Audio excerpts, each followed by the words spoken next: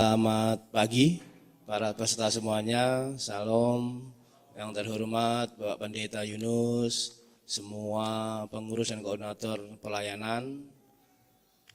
Perkenalkan, saya Irfan Stendin dan rekan dari BPD Prof Jatim. Bangga rasanya pagi ini saya diundang di Malang ini, terutama dalam teman-teman dalam gabungan pelayanan. Walaupun kami sudah lama bekerjasama dengan teman-teman organisasi gereja. Tadi disebutkan Yakum itu sudah lama sekali dengan saya. Dimanapun ada bencana skala nasional, kami selalu bersinergi dengan NGO termasuk dari teman-teman dari Yayasan Pelayanan khususnya kesehatan dari Yakum. Banyak sekali lembaga-lembaga gereja yang membantu kami dalam kondisi darurat bencana. Contohnya kami kemarin terakhir di Palu, Lombok, di Jawa Barat kemarin juga sama. Jadi teman-teman dari organisasi gereja ini banyak sekali membantu dalam penanggulangan bencana. Jadi tema kita hari ini adalah terkait dengan mitigasi bencana. Saya tidak usah pakai slide ya, saya biar ngoceh aja sama aja, nanti isinya bisa dibaca nanti.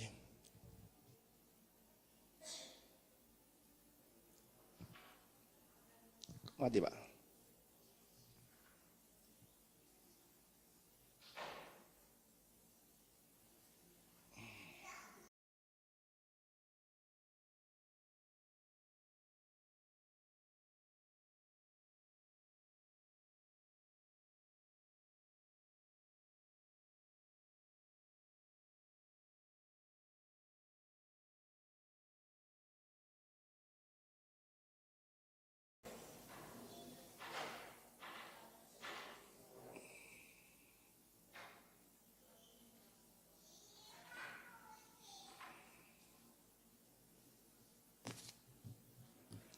Jadi kalau kita lihat dari permasalahan kebencanaan itu dimulai dari nenek moyang kita dulu. Mas Kori, tolong Mas Kori, sini Mas. Dari nenek moyang kita dulu sudah pernah mengalami kebencanaan. Dari zaman megalitikum, zaman batu, zaman kerajaan-kerajaan kita dulu, nenek moyang kita emang sudah mengalami bencana yang sangat besar. Contohnya adalah di daerah-daerah selatan Pulau Jawa. Kalau di Jawa Timur itu Bapak, dari Banyuwangi sampai Pacitan, berarti Malang pun dilewatin. Apa dasarnya Pak Irfan? Sejarah di selatan Jawa Timur tidak pernah ada suatu kerajaan atau ibu kota yang sangat besar dari zaman dulu. Karena apa? Potensi ancaman bencana sangat besar. Contohnya Ibu kalau mendengar megatrust yang ancaman gempanya bisa 9,6 skala Richter, ketinggian gelombang tsunami-nya bisa mencapai 20 meter sampai 30 meter, itu pernah terjadi oleh nenek moyang kita. Makanya banyak situs-situs sejarah yang hilang, gak ditemukan, itu semua dampak dari bencana yang sangat besar. Sejarah lain adalah kenapa di selatan Pulau Jawa, dari Pacitan sampai Banyuwangi yang di Malang, ini sering terjadi gempa. Itu sudah dirasakan dari nenek moyang kita, makanya tidak pernah ada ibu kota yang sangat besar di pesisir selatan Pulau Jawa. Itu faktanya. Makanya nenek moyang kita dulu di pesisir selatan Pulau Jawa itu dijadikan daerah-daerah yang sakral. Dibuat pusat keagamaan. Nenek moyang kita itu sering bertapa di selatan-selatan Pulau Jawa, dari Pacitan sampai Banyuwangi. Ini sejarahnya. Kenapa kita perlu pembelajaran mitigasi bencana? Tadi saya sampaikan, karena Indonesia diapit 3 benua. Indo-Australia, Eurasia, dan Pasifik. Lempeng bumi kita terus didesak. Makanya kita sering merasakan gempa-gempa di setiap bulannya, walaupun kecil kita rasakan apalagi di daerah Malang.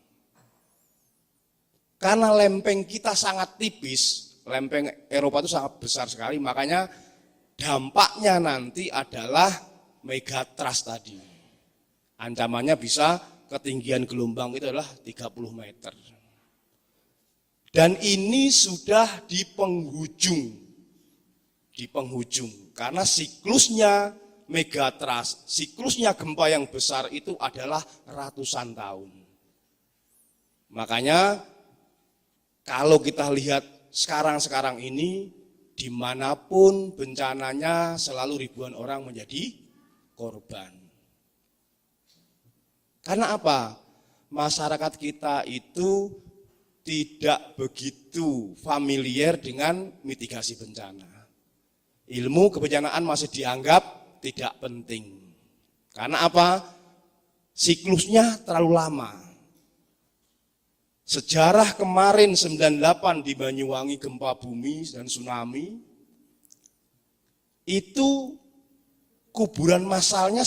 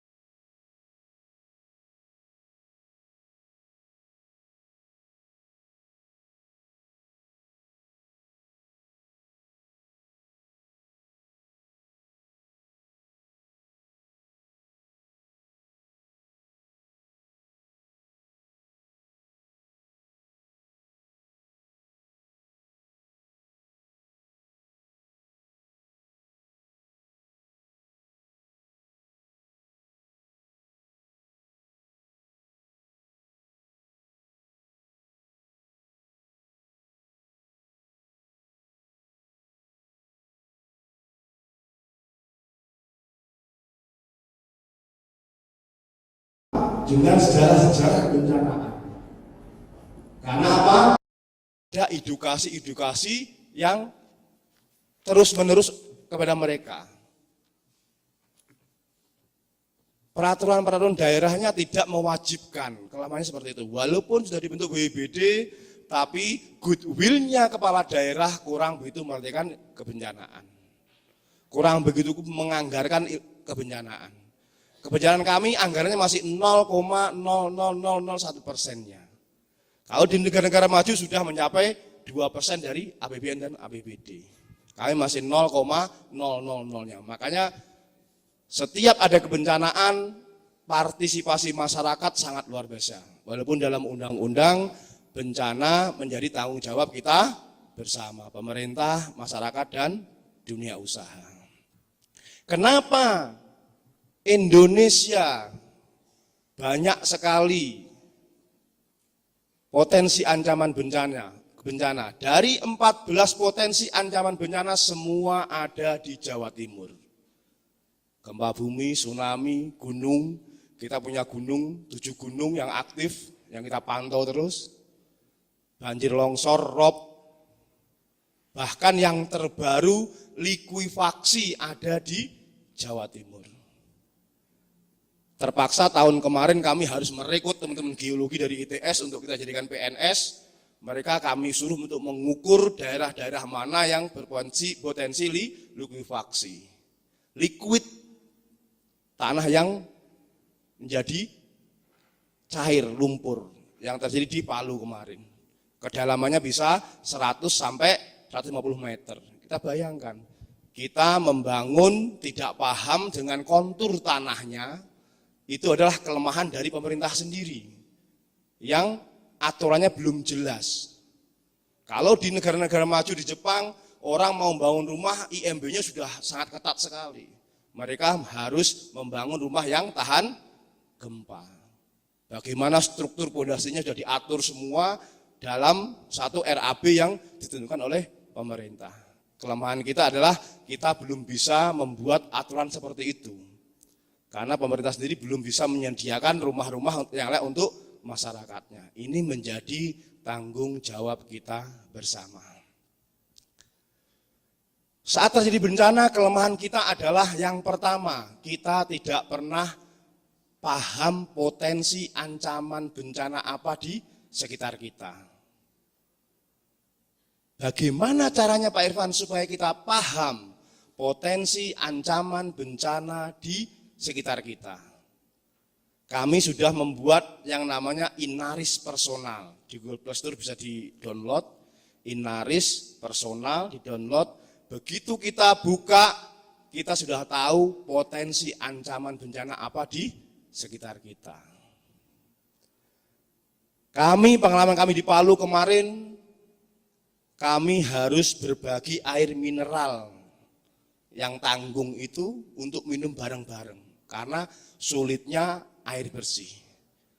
Makanya di dalam penanganan darurat bencana yang diutamakan adalah air minum dulu. Teman-teman Tagana yang menyiapkan biasanya. Itu SOP kami seperti itu. Apakah Tagana bisa memenuhi semua kebutuhan air bersih saat tanggap darurat bencana tahap awal? Tidak bisa. Karena apa? Akses jalan yang putus. Sumber-sumber mata air yang tertutup karena gempa. Makanya dibutuhkan resilient, ketangguhan dari kita sendiri.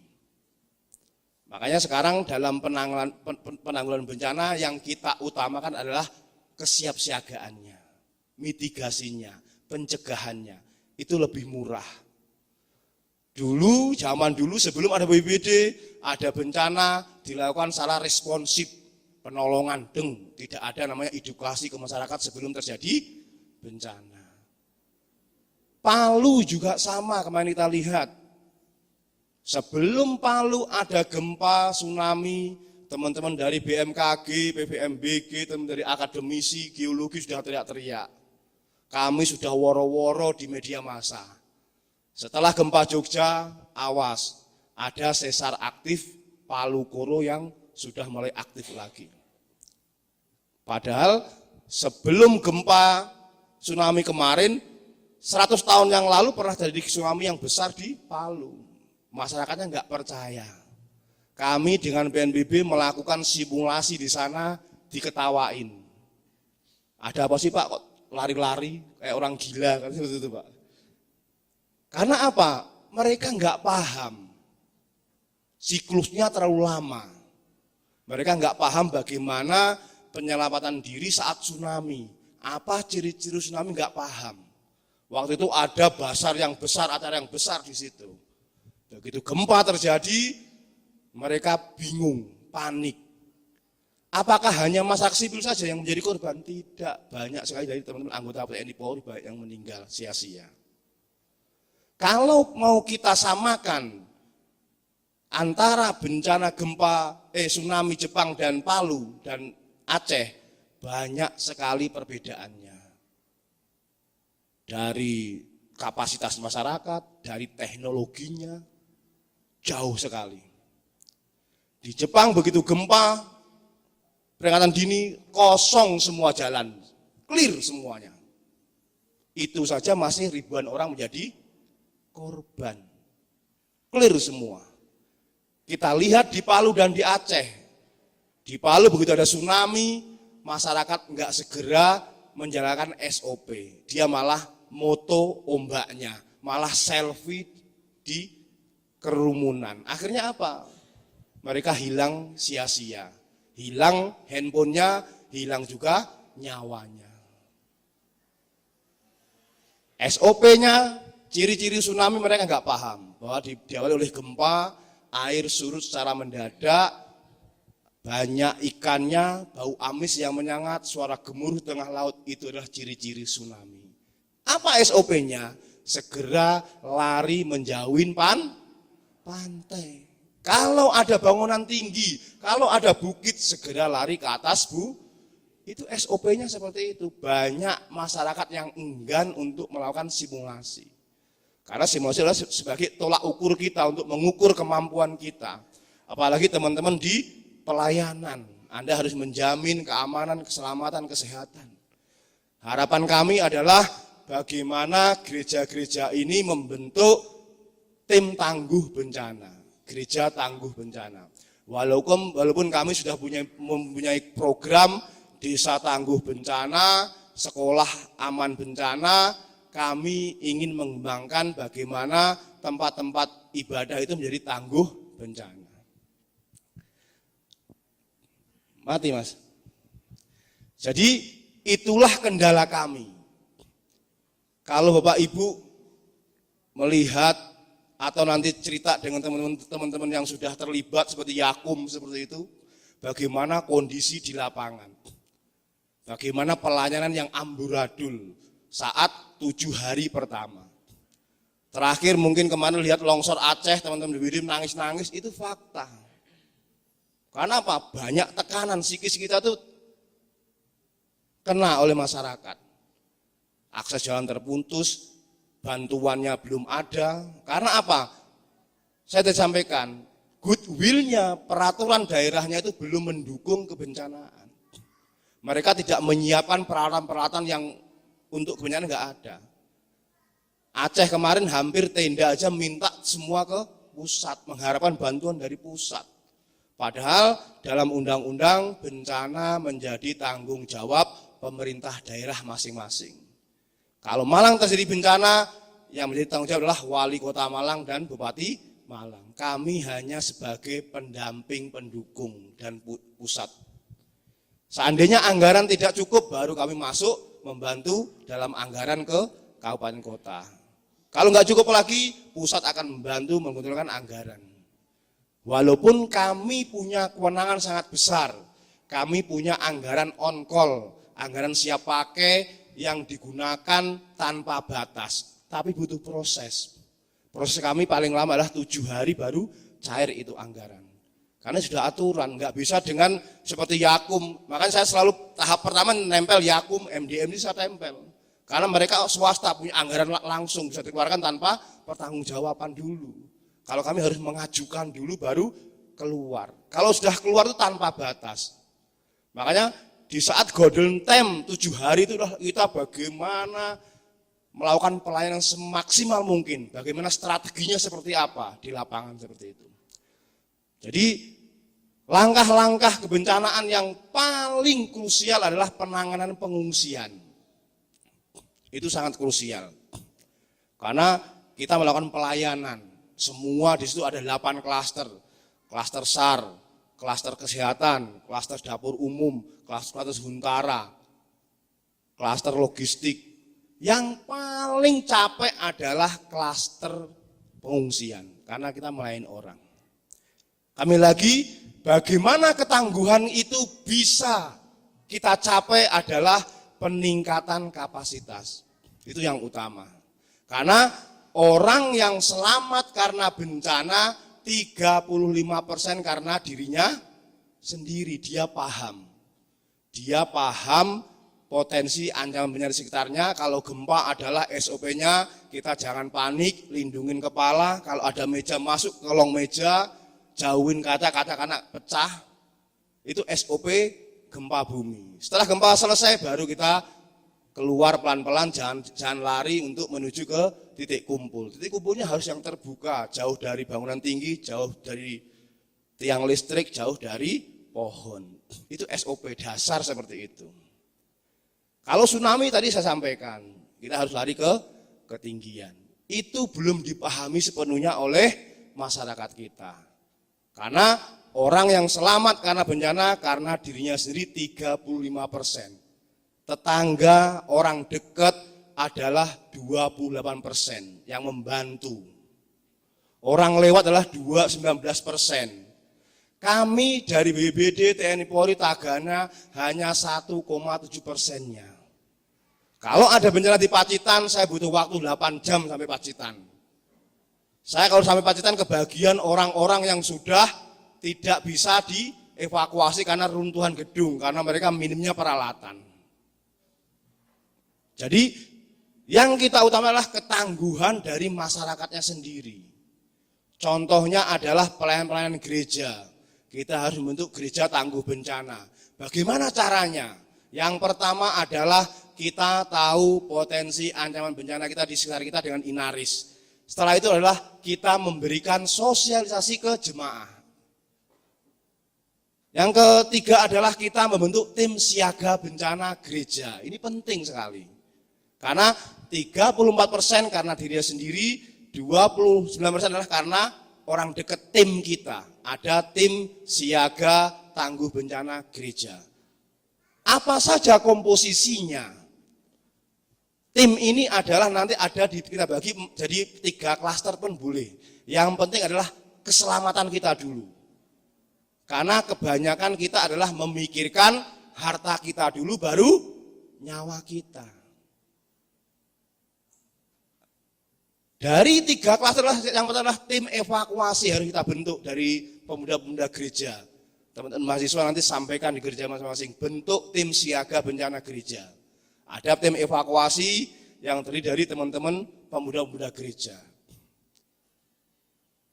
Ada tim kebakaran, biasanya dampaknya adalah kebakaran. Ada tim dapur umum, karena tidak mungkin langsung teman-teman Tagana, Dinsos, Bim Salabim turun ke gereja jenengan semuanya, enggak mungkin. Penguatannya harus ada di internal kita, kemandirian kita.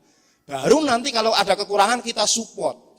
Contohnya saya kemarin di Lumajang, saya membentuk desa tangguh bencana.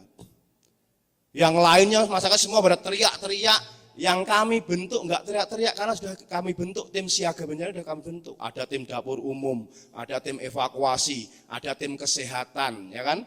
Ada tim huntaranya. Jangan sampai nanti anggota kita, jemaat kita, kalau ikut gabung dalam pengungsian yang massal itu enggak akan maksimal dalam pelayanan. Di Bali kemarin saya dengan Yakum langsung memecah klaster pengungsian. Di pengungsian yang 3.000 kami pecah menjadi 500-500 saya dengan Yakum itu. Gimana Pak Irfan? Kita pecah aja, kita pecah, pelayanan lebih maksimal. Mereka kita ajarkan bagaimana menjadi pengungsi yang mandiri. Dimulai dari komunitas gereja, masjid dan lain-lain sampai ke keluarga kita ajarkan bagaimana menjadi pengungsi yang mandiri. Apakah kalau menjadi pengungsi mandiri itu tidak dibantu oleh pemerintah? Tidak. Tadi ada Mas Santo akan membantu bagaimana menghubungkan pelayan dengan pemerintah. Kami siap menyuplai barang-barang apa yang dibutuhkan oleh komunitas-komunitas pengungsian mandiri. Itu lebih manusiawi. Sekarang kalau jenengan, teman-teman dari jemaat gereja suatu saat ada bencana yang besar ikut gabung di dalam pengungsian yang massal, minimnya kekurangan pelayanan. Teman-teman Tagana harus memasak 6.000 orang, walaupun bisa, tapi di situ ada jumlah pengungsi yang tidak semua sama. Ada lansia, ada bayi, ada kebutuhan khusus. Apakah mereka akan sama makannya dengan yang dimasak oleh teman-teman dapur umum yang tahap pertama? Karena tahap pertama tidak akan bisa mengklaster makanan semua kebutuhan pengungsi yang di lapangan. Kalau kita membentuk pengungsian yang mandiri, kita bisa memberikan pelayanan yang sangat maksimal. Walaupun yang kita pakai tahap pertama adalah logistik kita sendiri. Tapi tahap selanjutnya pasti pemerintah akan mensupport apa yang dibutuhkan oleh pengungsi-pengungsi yang mandiri.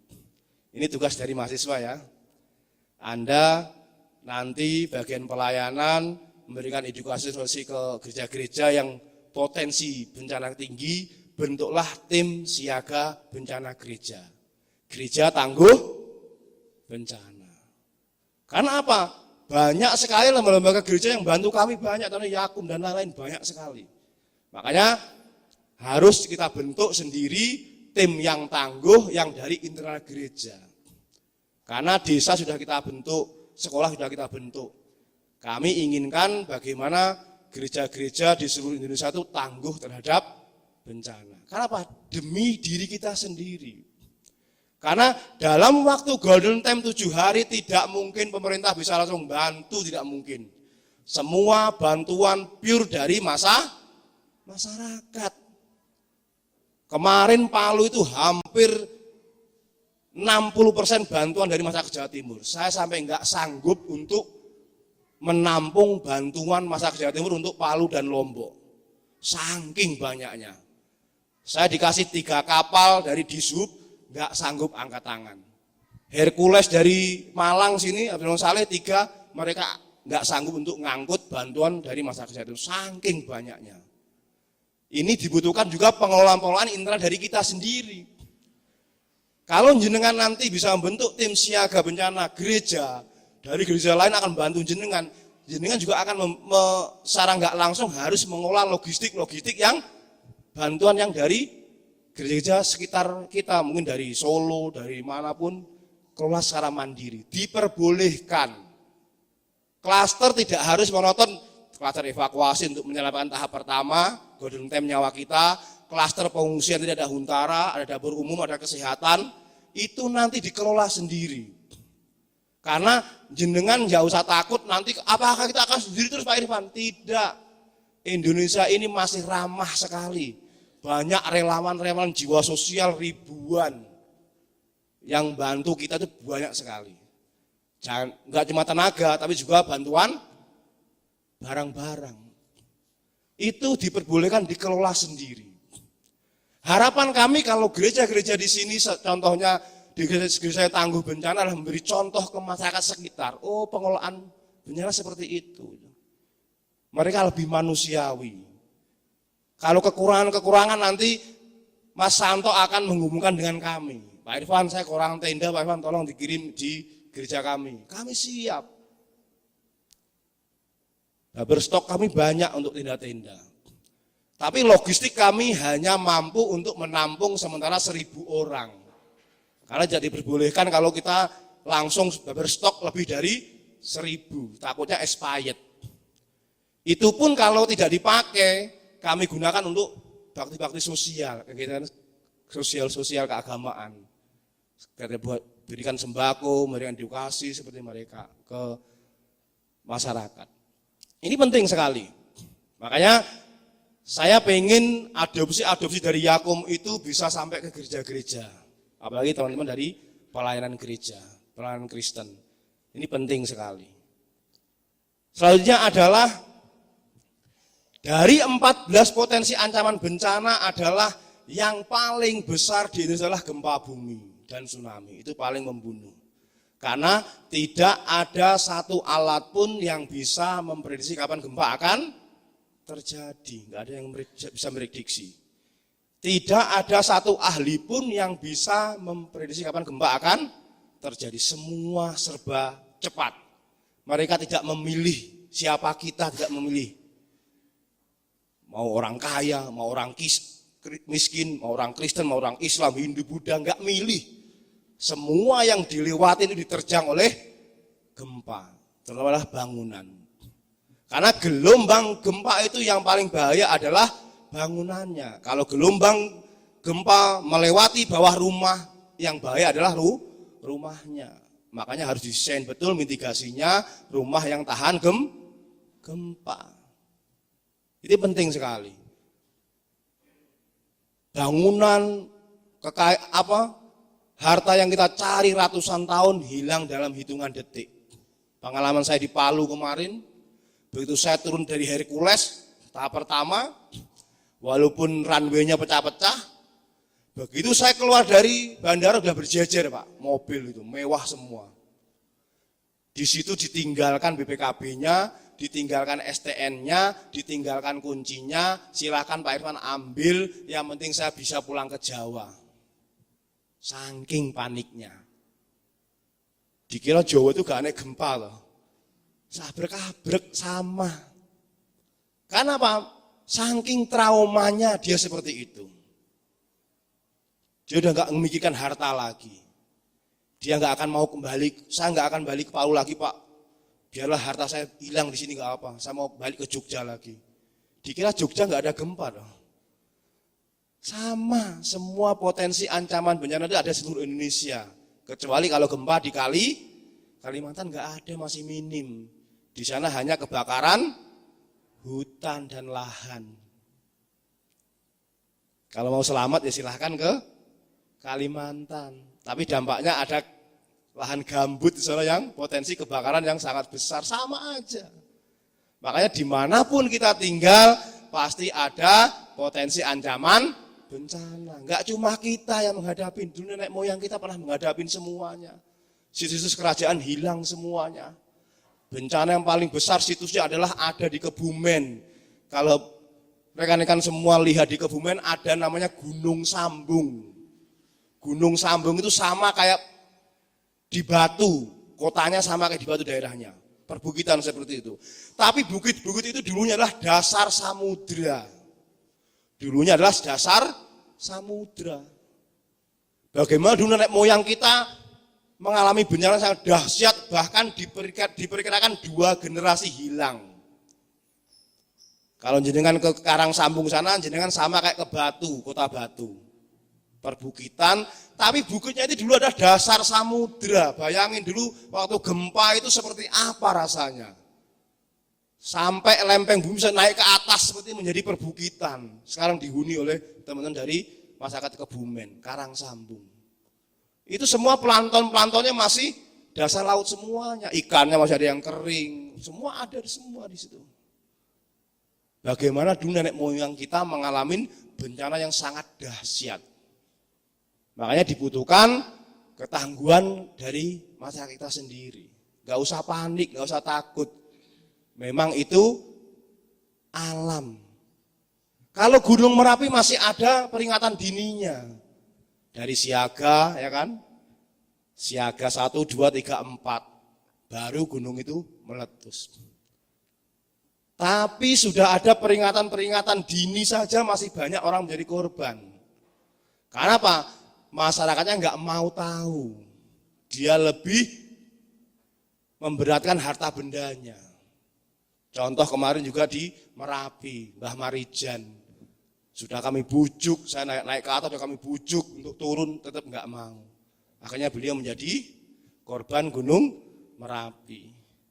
Banyak masyarakat yang enggan turun, contohnya Pak Sapii. Pak Sapii nggak mau turun kalau sapinya nggak diturunkan. Ini kejadian yang nyata. Makanya tim evakuasi ada, tim evakuasi hewan ternak juga ada. Kami siapkan untuk lahan ternaknya. Kalau teman-teman dari pelayanan gereja membantu kami siap. Apa kapasitasnya, apa keahliannya? Kami siap. Mungkin seperti Yakum fokus ke kesehatan, kami sediakan tempatnya. Butuh apa? Karena kami masih butuh pelayanan-pelayanan sosial masyarakat itu yang lebih bagus lagi. Kami sudah membuat yang namanya kafe darurat. Kami nggak ingin pengungsi itu stres. Kami buatkan kafe. Kami pernah membuat di Bali itu adalah kafe lansia dan anak-anak. Mereka kami buatkan air panas 24 jam, kopi, susu, bubur kacang hijau. Kami fokus dengan Yakum waktu itu melayani untuk lansia dan anak-anak. Langsung dibarengin dengan penanganan kesehatan. Itu harus pakai strategi. Yakum tidak hanya fokus ke kesehatan, enggak. Mereka juga ikut membuat dapur umum dengan saya. Tujuannya apa? Biar bisa melakukan pelayanan kesehatan ke masyarakat secara langsung. Banyak strategi pelayanan yang perlu kita tingkatkan di dalam penanganan pengungsian. Jadi harapan kami ada generasi-generasi dari pelayan gereja yang mempunyai kapasitas, kemampuan-kemampuan tertentu dalam pelayanan. Kami punya 8 klaster, tadi sampaikan, silahkan. Mau klaster yang mana sesuai dengan kemampuan jenengan semuanya. Kalau pengen gabung dengan kami, tim semua ada. Kami ada tim evakuasi, SAR and Rescue di bawah koordinator dari teman-teman Basarnas. Semua terlibat. Ada tim dapur umum yang dikomandoi oleh teman-teman dinas sosial. Ada tim penanganan huntara yang kami komandoi sendiri, penanganan pengungsian. Penanganan pengungsian sangat banyak sekali di situ. Kesehatan, pelayanan sosial dan lain, banyak sekali penanganan sosial. Tapi yang paling senang biasanya anak muda itu di SAR and Rescue, di evakuasi. Yang paling disorot oleh media tahap awal. Tapi yang paling berat adalah dalam penanganan pelayanan pengungsian. Sambil bertanya silakan, kalau ada yang bertanya silakan. Ada yang bertanya? Dari mahasiswa? Ayo, tanyakan silakan isu-isu apa, kelemahan pemerintah silakan tanyakan saya buka semua hari ini untuk jenengan semuanya. Silakan ada yang bertanya? Ini adalah pertanyaan yang sering ditanyakan ke saya kalau saya memberikan materi. Kenapa early warning system kita belum sepenuhnya maksimal dalam melakukan peringatan dini? Yang pertama, perlu saya sampaikan, penanganan bencana bukan hanya BPBD yang melakukan. BPBD tugasnya sebagai komando, koordinator, dan pelaksana. BPBD tugas fungsi pokoknya adalah menangani dampaknya saat darurat bencana. Dalam mitigasi bencana, dalam pencegahan kesiapsiagaan, kami punya bidang, kami juga fokus pada peringatan dini, pemasangan EWS, dan lain-lain. Dan itu juga menjadi tupoksi utama teman dari BVMBG, BMKG. Kenapa kok enggak seperti yang di Jepang, yang dilakukan oleh seorang TikToker dan lain-lain ya, memberikan informasi bahwa sebentar lagi akan terjadi peringatan dini gempa bumi dan tsunami. Itu yang pertama, saya harus berdiri dulu biar saya semangat. Yang pertama tadi disampaikan adalah anggaran untuk kebencanaan pemerintahan kita masih kecil sekali. Belum nyampe 3%-nya dari APBN atau APBD daerahnya masing-masing. Masih 0,001%-nya. Itu yang pertama. Beda dengan Jepang, sudah menganggarkan hampir 3%-nya dari APBN-nya saja, sudah 3%-nya dari APBN Jepang yang sangat besar. Jadi teman-teman dari BMKG Jepang sana itu bisa memasang alat-alat IWS-nya itu secara maksimal. Saya contohkan adalah sesar yang ada di Malang. Kalau di Jepang, sesar yang ada di Malang sudah ditanami, alat-alat itu jaraknya sudah sangat maksimal sekali. Kalau bentangannya sesarnya 7 kilo, mereka per kilonya itu sudah bisa memasang 100 alat di atas sesarnya itu. Jadi mereka dapat mengirim sinyal secara maksimal. Itu Pak Santo ya. Itu yang pertama kali saya sampaikan, Jepang itu bisa memasang parameternya kalau 1 kilo sesar, mereka sudah bisa memasang 200 alat pendeteksi sesar atau lempeng bumi. Kalau kita 1 kilo sesar baru bisa memasang 15 alat karena faktor dari anggarannya. Kenapa Jepang begitu gempa kecil bisa terasa dulu, gempa 1 sampai 3 mereka sudah terdeteksi itu dari radar mereka, dari EWS mereka, dari peringatan dini mereka sudah terdeteksi.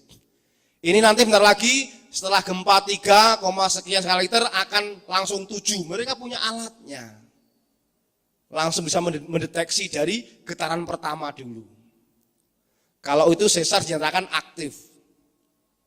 Makanya mereka bisa memperkirakan sebelum terjadi gempa, mereka sudah mengevakuasi diri dulu. Karena alat mereka sangat bagus. Pemerintahnya betul-betul memperhatikan dalam mitigasi bencana. Dan itu yang kami harapkan seperti itu sebenarnya. Jangan sampai ratusan orang menjadi korban sia-sia lagi. Yang ketiga adalah pengetahuan masyarakat Jepang itu tinggi terkait kebencanaan. Kendalanya mereka kalau dipasang EWS dirawat betul oleh mereka. Saya BMKG pasang EWS Pak, EWS buol di laut, di selatan. Hari ini saya pasang, besok akinya hilang. Bagaimana? Hari ini kami pasang, besok akinya hilang. EWS peringatan dini yang pakai sirine, hari ini saya pasang, besok toanya hilang. Kepeduliannya masyarakat kurang sekali di Indonesia ini. Bagaimana strateginya? Makanya yang kami pasang adalah desa-desa yang sudah kami bentuk desa tangguh bencana. Kami serahkan ke RT-nya, Pak Moderator. Kami serahkan ke Pak Lurahnya. Kami buat MOU dengan lurahnya, dengan RT-nya, dengan Karang Tarunanya, bahwa ini harus dirawat EWS ini. Jangan sampai hilang tuanya, jangan sampai hilang akinya. Itu utamanya. Itu baru lambat laun aman, Pak, EWS kami, Pak. Itu yang pertama. Yang kedua adalah kami juga memasang jalur-jalur evakuasi. Kalau sama lihat di pantai-pantai Malang ada jalur evakuasi, itu kami yang masang semuanya. Baliho-baliho Anda memasukin kawasan bencana tsunami. Hari ini saya pasang baliho besar, besok disobek oleh masyarakat. Gara-gara ini tanahku nggak laku. Jadi inilah kendalanya. Jadi yang pertama adalah anggaran. Yang kedua adalah kesadaran masyarakat kita masih minim terkait peringatan dini yang kita pasang. Lanjut, pertanyaan itu adalah bagaimana strategi kita melakukan penanganan di panti-panti yang dikelola kita. Bagaimana strateginya saat kita melakukan ada darurat bencana. Karena jumlah dari penghuni pantinya lebih besar daripada pengurusnya. Itu fakta di lapangan seperti itu, Pak. Bagaimana strateginya? Pertama adalah tadi saya sampaikan orang yang selamat karena diri kita sendiri. Yang kedua adalah orang dekat. Bagaimana panti harus mampu bersinergi dengan orang-orang sekitar. Contoh, panti sini masuk RT mana, masuk RW mana. Kalau memang nanti saat kondisi darurat harus ada koordinasi dengan lingkungan untuk dijadikan tim siaga bencana. Undang mereka, ajak ngobrol. Kalau nggak bisa gimana Pak Irfan? Mereka kadang-kadang tertutup, nggak mau dengan kita. Bisa dengan komunitas-komunitas gereja yang lain. Yang paling dekat mana di sini? Pemuda gereja undang, contohnya seperti ini. Untuk melakukan kegiatan perencanaan penanganan darurat di panti. Begitu ada darurat, mereka sudah bisa meluncur ke tempat panti berapa menit, berapa jam bantuan-bantuan ini. Harus disimulasikan Pak Santo. Karena ini kan terdiri dari beberapa gereja sini kan Pak. Ambil pemudanya semua, ambil pemuda-pemuda yang aktif, kita latih mereka untuk menjadi tim siaga bencana. Mereka harus mempunyai respon yang cepat, begitu ada bencana, meluncur di panti dalam waktu berapa menit atau berapa jam. Langkah kedua adalah melatih pelayan-pelayan panti untuk menjadi tim penyelamatan dini dulu. Mungkin hanya ada 4 orang atau 6 orang, kita latih bagaimana cara mereka menyelamatkan, mengarahkan. Itu emang semua harus disimulasikan, mengarahkan anak-anak, orang tua kita untuk menuju titik kumpul seperti apa. Karena ini penanganan eksklusif, dibutuhkan peralatan-peralatan pendukungnya. Enggak bisa eyang-eyang kita suruh dipanas-panasan kan enggak mungkin. Suruh berdiri kan enggak mungkin. Butuh peralatan yang harus kita siapkan. Yang pertama adalah tenda, tikar, terpal. Mungkin ya kalau bisa lebih nyaman, kalau gempa lebih dari 1 hari kita harus di luar, kasur, kita apa namanya itu? Apa namanya? Las kecil namanya Pak? Matras, betul, kita siapkan itu. Jadi butuh perencanaan yang agak sedikit panjang Pak Santo. Jadi tidak hanya kita melakukan evakuasi awal, tim kita bentuk, tidak. Peralatan pendukung harus kita siapkan juga. Tadi saya sampaikan, begitu bencana besar tidak mungkin bantuan datang ke tempat kita secara cepat. Kalau cakupan wilayahnya Pak luas. 1 kabupaten saja terdampak, nggak mungkin mampu melayani semua masyarakat terdampak. Pengalaman kami di Palu, kebanyakan orang yang penjara itu adalah orang-orang yang tidak terdampak. Seandainya lokasi Palu di sini, waktu itu saya di Pandan dan dijarah saya di sana. Orang-orang yang enggak bertanggung jawab. Aturan bantuan kami nyampe ke sini, yang utama di sini yang zona merah, tapi baru sampai Pandan udah habis dijarah oleh masyarakat. Karena mereka takut, semua warung tutup, takut dia enggak kebagian bantuan. Orang yang terdampak betul itu diem biasanya. Yang terlihat di media itu orang-orang oknum saja. Saya kekurangan makanan, saya kekurangan logistik, saya kekurangan obat-obatan. Itu orang yang enggak terdampak. Tetapi yang orang terdampak asli, benar-benar terdampak asli, pengalaman kami, kalau kami kasih bantuan itu mereka pasti nolak dengan halus.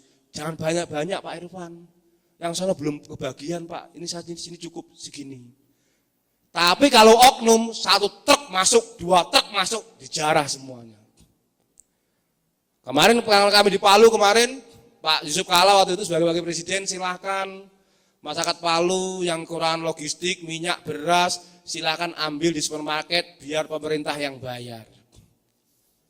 Sampai di supermarket apa yang diambil? Kulkas, TV, ATM dijebol. Akhirnya saya teriak-teriak, tangkap itu Pak. Saya tangkap semua. Karena waktu itu narapidana semua kabur semua. Karena lembaga pemasyarakatan itu jebol, rubuh. Banyak narapidana yang kabur. Akhirnya kebijakan yang kurang tepat membuat kerusuhan baru. Suruh ngambil minyak, beras yang diambil kulkas, TV, dan lain-lain. Itu fakta kami di lapangan. Jadi kendala kami di lapangan itu banyak. Belum tentu kami membantu ke titik zona merah itu nyampe, belum tentu. Dalam 7 hari pertama, pasti ada penjarahan di perjalanan. Seperti yang kami alami ke Palu kemarin. Jadi poin yang kedua adalah bagaimana kita bisa bersinergi Pak Santo. Bisa bersinergi dengan komunitas kita, dengan tetangga RT RW dan lain-lain. Itu harus dilakukan rapat koordinasi, dibuat timnya dulu, dibuat SOP-nya, dibuat renkonnya, siapa berbuat apa dan komitmen. Sama dengan tim tadi saya bentuk tadi, sama seperti itu. Saya sebagai tim reaksi cepatnya BNPB, begitu saya ditelepon BNPB merapat langsung ke Abdurrahman Saleh, saya langsung Abdurrahman Saleh, terbang saya ke Palu. Jadi saya sudah punya hitung-hitungan, saya ke Abdul Saleh itu sekian menit, saya punya hitung-hitungan waktunya. Jadi sama, nanti tim jenengan juga sama. Gereja sekitar yang kita bentuk pemuda-mudanya, bagaimana bisa merapat ke panti-panti yang kita kelola. Begitu. Terima kasih. Ada lagi Mbak Agnes ya, beliau pengalaman karena orang Palu, pernah merasakan bagaimana rasa gempa ya. Baik, banyak metode-metode penyelamatan saat gempa bumi. Kenapa itu kadang-kadang menjadi ambigu, kita kadang-kadang bingung, kenapa harus masuk ke kolong meja. Yang pertama, kalau negara sudah menjamin semua bangunan tahan gempa, mungkin caranya beda kita dengan orang Jepang. Orang Jepang sudah dijamin oleh pemerintahnya, bahwa bangunannya semua adalah tahan gempa. Mereka enggak harus berlindung di bawah meja, enggak mereka. Mereka fokus melindungi aset-aset komputer dan lain akan dia pegangan semua sambil lihat atas seperti ini. Itu kalau orang Jepang, dari latih seperti itu. Kenapa orang Indonesia masih dipakai SOP dasar, harus berlindung di bawah meja? Karena belum ada jaminan terkait gedung-gedung tahan terhadap gempa. Itu yang utama Mbak Anes ya. Untuk berlindung di bawah meja adalah itu SOP dasar. Beda kalau jenengan pas lagi main ke daerah terpencil, ya kan, rumahnya kok dilihat asesmen kita kok nggak tahan gempa. Ya jangan berlindung di bawah meja. Pastikan langsung saja keluar dari rumah. Kalau kita harus melalui asesmen gedung dulu. Kita pas lagi main ke daerah terpencil, KKN dan lain pun main atau di daerah manapun, kita lihat asesmen kok rumah ini nggak layak gempa. Begitu gempa pertama, SMP segera keluar dari rumah. Itu yang paling aman. Karena apa? Rumahnya kita asesmen tidak tahan gempa. Jangan lari. Kalau lari justru kita nggak bisa berpikir normal. Tutup dengan tangan kanan depan, tangan kiri di belakang, sambil lihat atas kanan kiri. Karena takutnya plafon ataupun jatuh. Itu yang pertama SOP dasar kita. Kalau di rumah yang nggak layak gempa, ya Mbak Agnes ya. Itu seperti itu. Karena kalau kita panik banyak kejadian orang kepleset, akhirnya menjadi patah tulang dan lain-lain, jadi cacat permanen. Karena gempa tidak lebih dari 20 detik. Gempa tidak langsung merubuhkan bangunan kita. Kalau asesmen kita gedung seperti ini nggak akan langsung rubuh, tidak. Itu yang pertama. Kenapa kalau di bangunan-bangunan tinggi kita harus berlindung di bawah meja? Itu SOP yang paling aman. Kalau kita hanya langsung lari, pasti dampaknya kita tidak bisa berpikir normal dalam kondisi yang tidak normal. Panik langsung lari. Contohnya kemarin pegawai tower yang di Palu yang jatuh dari tower ya, itu karena panik.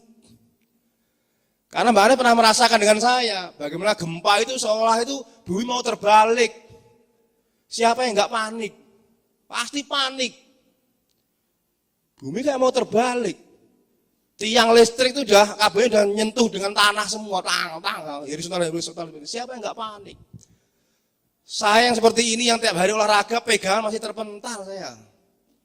Makanya kita harus berunduk. Kalau bangunannya kuat, kita harus berlindung di bawah meja yang kuat, bukan dari apa. Seandainya rumahnya itu tidak tahan gempa, dia rubuh, minimal kita masih ada segi-segi kehidupan di bawah meja, Mbak Agnes. Yang paling fatal loh ya. Seandainya tahu-tahu gempa ini rubuh, bruk, gitu atapnya gitu ya. Kita masih terlindungi oleh meja. Karena rentan waktu gempa lama. Ada yang setengah jam. Kalau Palu kan jam 2 awal, jam 4 susulan kan. Masih ada waktu yang lama. Kenapa kemarin Palu banyak korbannya? Yang pertama adalah masyarakat begitu paham. Gempa pertama jam 2, contohnya Hotel Surya ya, Hotel Warowa, pengolah gedungnya nggak punya SOP, gempa pertama semua penghuni hotel selamat semua, keluar semua, selamat.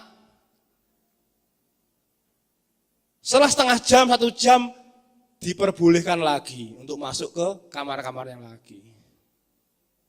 Gempa susulan, lantai 7 menjadi lantai dasar. Teman saya yang para layang dari Malang juga meninggal di situ. Makanya harus ada SOP-nya. Gempa pertama, kalau udah selamat, kalau emang pusatnya di tempat kita, contohnya apa tanda-tandanya? Kita nggak bisa bangun saat gempa. Jatuh, blek, pusing, mual. Itu tanda-tanda kalau gempanya ada di sekitar kita, wilayah kita.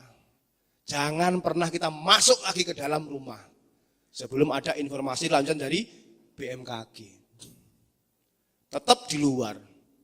Kemarin yang di Palu yang selamat siapa? Orang yang punya ketakutan berlebihan. Dia cuma pakai handuk tok di warung kopi, duduk, tanya, kok selamat Pak? Saya takut minta ampun Pak, trauma saya Pak. Saya nggak mau masuk lagi Pak. Itu yang selamat malahan. Yang bergaya-gaya di dalam masuk lagi, mereka malah nggak selamat. Makanya harus tahu betul bagaimana kita mengenali potensi ancaman bencana yang benar-benar ada di sekitar kita. Contohnya likuifaksi kemarin, ini termasuk adalah bencana baru yang baru kita tahu dari teman-teman dari Palu, dari Mbak Agnes.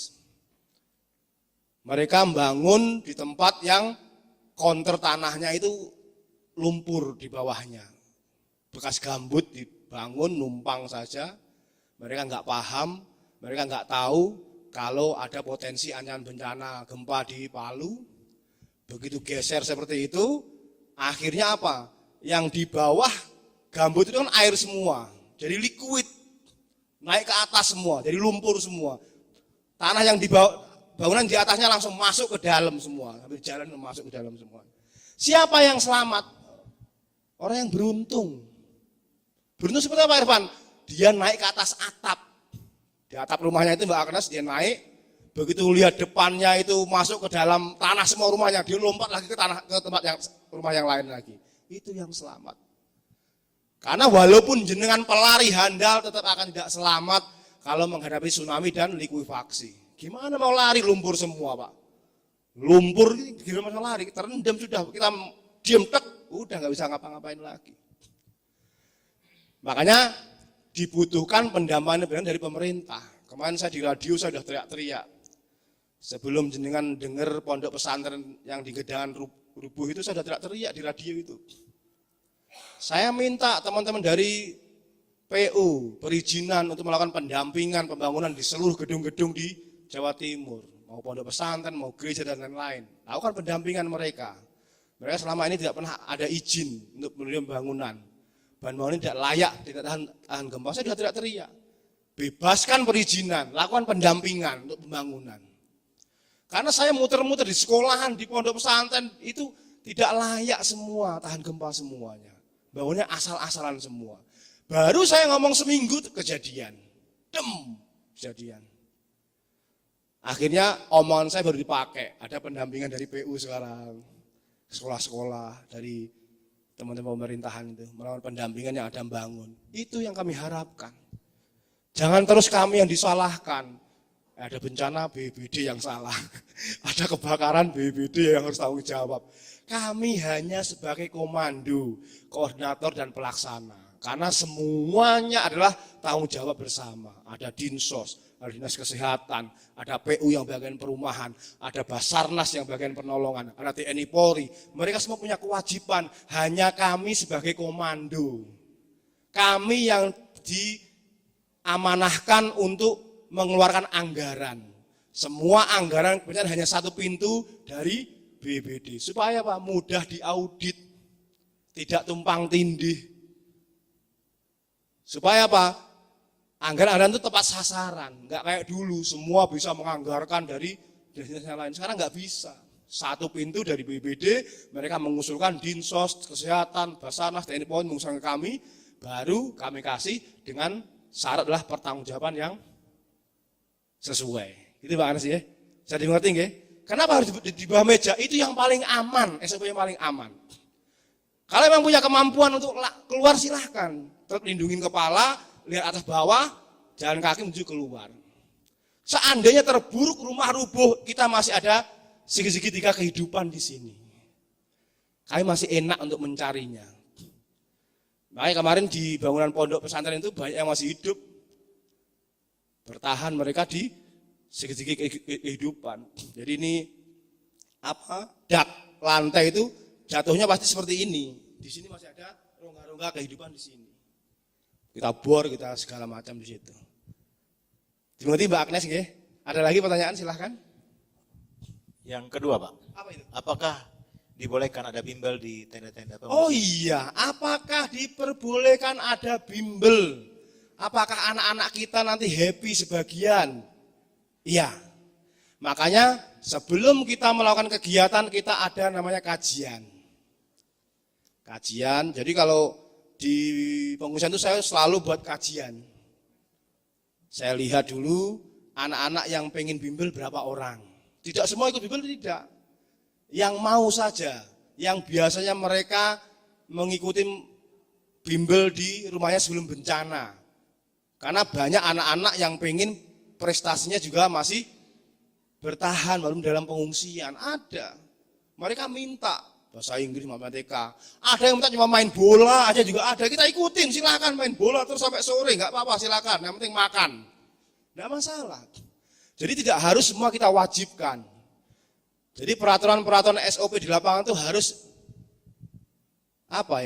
jangan peraturan yang saklek, jangan. Jadi kita buat kajian berapa anak yang mau ikut bimbel, berapa yang mau nonton TV aja ada yang pengen nonton kartun aja juga ada yang pengen main bola aja juga ada, banyak. Jadi harus kita klaster-klaster. Jangan kita paksakan mereka nggak seneng matematika, suruh ikut matematika, ya stres nanti mereka malahan. Jadi apa yang mereka senang ini kita turutin. Tidak harus bimbel matematika, tidak harus ikut bimbel bahasa Inggris, tidak. Mereka yang pengen tetap bertahan dengan metode pendidikan mereka, kita fasilitasi. Gitu Mbak Angses nggih. Terima kasih. Iya. Salam tangguh, tangguh, tangguh, tangguh.